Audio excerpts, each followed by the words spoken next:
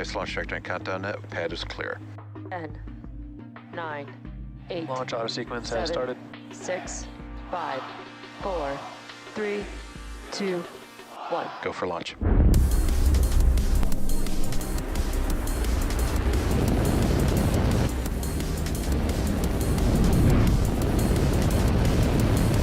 Vehicle is supersonic. Stage separation confirmed. Dragon, separation confirmed.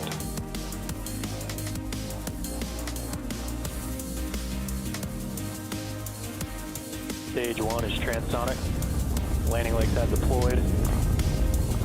And Falcon 9 has landed. Thanks, Megan. We are just under 1 minute. Falcon 9 is in startup, and we are just waiting for the final go for launch. LD, go for launch. And great news, all systems are go for launch of Falcon 9 and ESA's Euclid Space Telescope.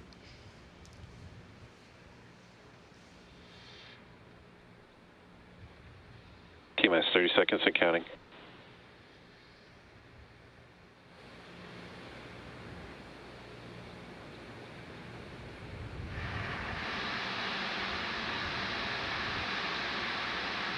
T-minus 15 seconds and counting. T-minus 10, 9, 8, 7, 6, 5, 4, 3, 2, 1. Ignition, liftoff.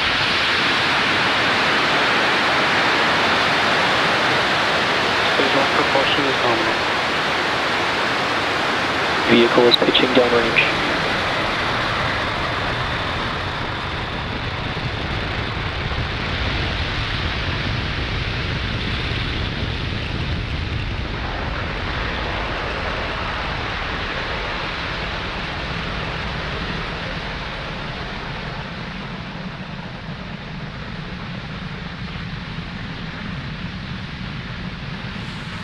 Falcon 9 has successfully lifted off from pad 40 and throttled down to prepare for max Q, which is coming up at T plus 1 minute. Power and telemetry nominal.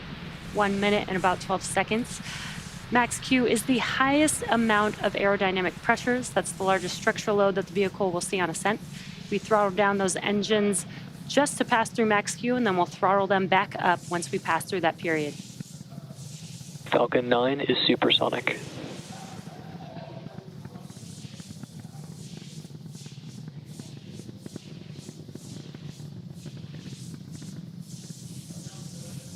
Maximum dynamic pressure. And great news, we have passed through max Q. You're getting some excellent views there on your screen. Next up, we have a few events happening back to back. That will be MECO, stage separation, and SES-1. MECO is main engine cutoff, and that's where we'll shut down all 9 of the M1D engines to slow the vehicle down in preparation for its next event, which is MVAC chill has started. stage separation. And that's where the first stage separates from the second stage. Right after stage separation, the first stage will begin its journey back to Earth for landing on our drone ship, a short fall of gravitas. And during that time, stage 2 will continue on its journey with that third event, SES-1, or second stage engine start 1. And that is where the single Merlin vacuum engine will light up and propel the second stage along with ESA's Euclid spacecraft to orbit. In addition to these 3 major events, the fairing halves will separate less than a minute after SES-1, so keep an eye out for all of those events coming up here in just about 15 seconds or so.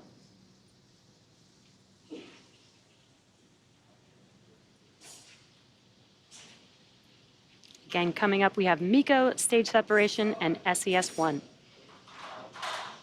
Main engine cutoff.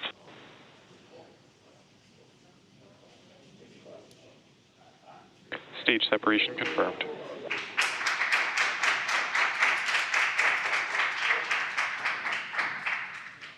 MVAC ignition.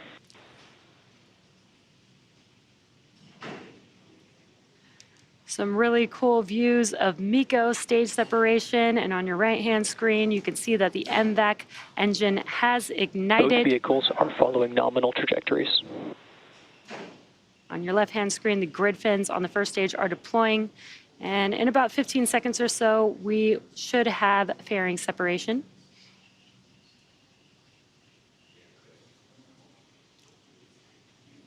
And a very cool view from the ground.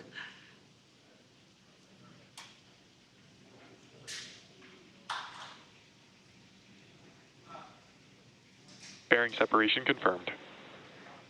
And there you can see on your right-hand screen that the fairing halves have deployed.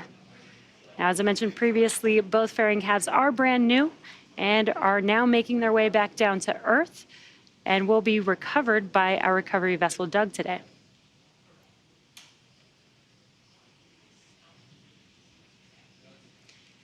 It is T+4 minutes into today's mission, and in order to complete today's landing, the first stage has 2 more burns left. Next up is the entry burn, and that's where 3 of the Merlin 1D engines will reignite. This helps to slow the vehicle down as it re-enters the upper parts of the Earth's atmosphere. Now, that entry burn is coming up in about a couple minutes from now, and that entry burn will last about 20 seconds long. And what you're looking at on your screen on your left-hand side is a view from the first stage vehicle, currently making its way back down to Earth, which you can see in the background. And on your right-hand screen is a view from the second stage looking aft at our MVAC engine. Acquisition of signal, primera.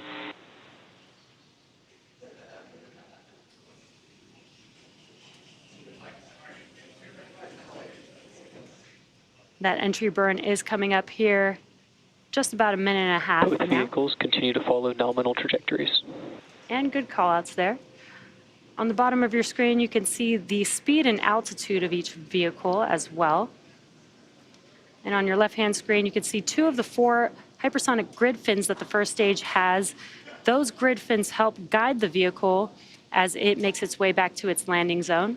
Again, today we are scheduled to land on a shortfall of gravitas, currently in the Atlantic Ocean, waiting for the first stage vehicle.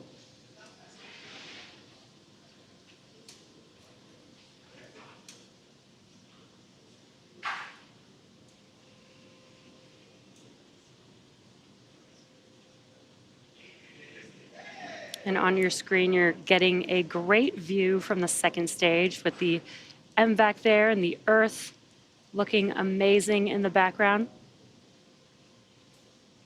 We're just about 20 seconds away from the entry burn on the first stage vehicle.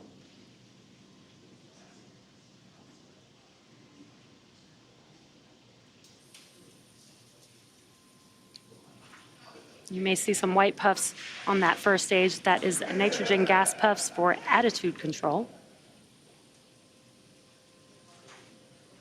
Stage 1 FTS has safed.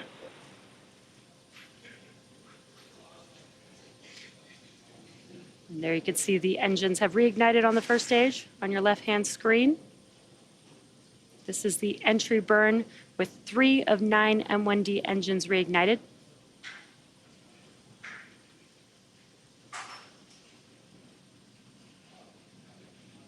And you can see that those engines have shut down. That concludes the entry burn for the first stage.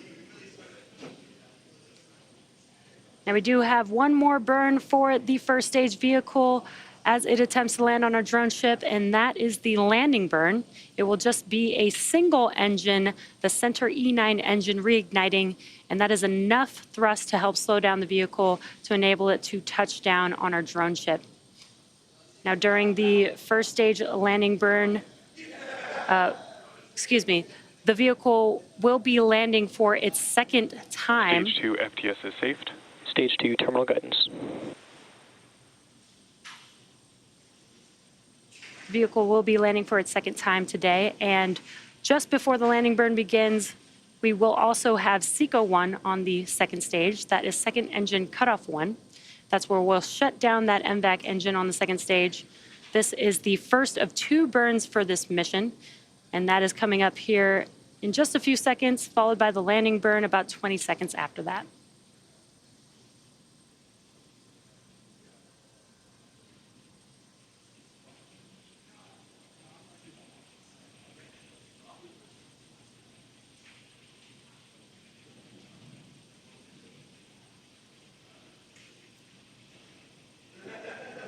There you can see that the MVAC engine has shut down and the landing burn has begun on the first stage vehicle.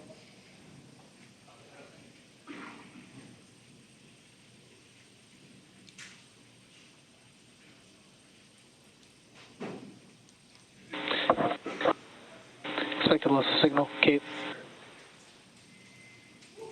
Nominal orbit insertion. What an incredible clear view of Falcon 9 touching down on a short fall of gravitas. This landing marks the second successful landing for this particular booster and marks our 204th overall successful recovery of an orbital class rocket, including both Falcon 9 and Falcon Heavy first stages.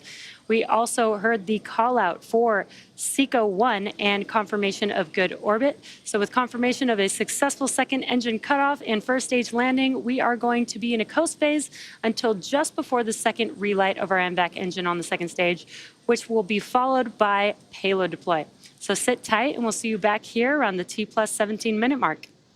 Welcome back to the live webcast for the Euclid mission. If you're just joining us, liftoff occurred at 11:12 a.m. Eastern Time from Space Launch Complex 40 in Florida.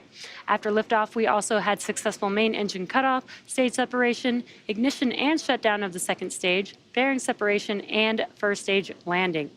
Now, coming up shortly, we'll have our second burn of our MVAC engine on stage 2 prior to payload deploy, which basically means that we will relight and shut down the second stage engine for a second and last time.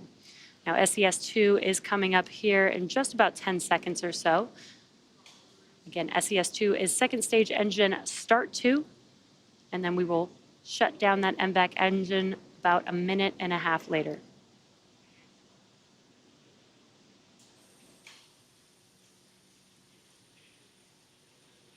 MVAC ignition.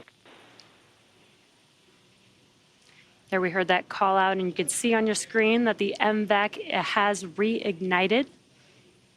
Again, this burn will last about 90 seconds, and it will be the last burn of stage 2 before we deploy the payload.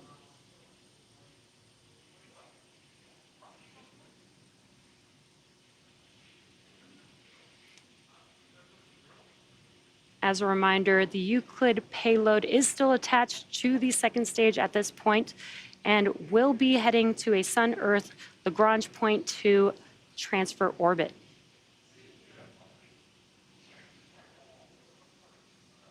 And that is about 1 million miles beyond Earth's orbit.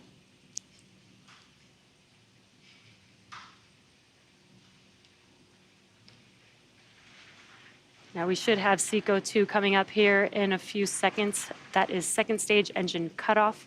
Again, will be the conclusion of the second and final burn for this mission.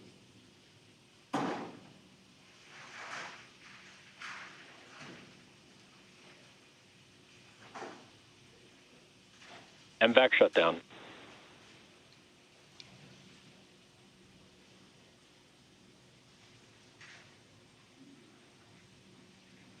We've just had SECO 2. Nominal orbit insertion. There's that call out. We just had SECO 2 and confirmation of good orbit. So with successful second engine start and cutoff, we'll join you live to cover payload deployment in about 20 minutes. So we'll see you in a few. Thanks for joining us once again for the ESA Euclid launch. We've had a great mission so far, and we have just one more major milestone left in our mission, which is payload deploy. Built and operated by the European Space Agency, or ESA, with contributions from NASA and the Euclid Consortium, the Euclid spacecraft will be operated from European Space Operations Center in Darmstadt, Germany. It will explore dark matter and dark energy, which combined is known to make up 95% of the universe as we know it, and create an unmatched 3D map of the universe with time as the third dimension by observing billions of galaxies across 10 billion years of cosmic time across more than a third of the sky.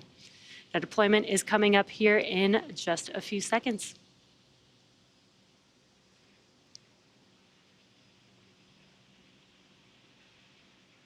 Euclid spacecraft separation confirmed.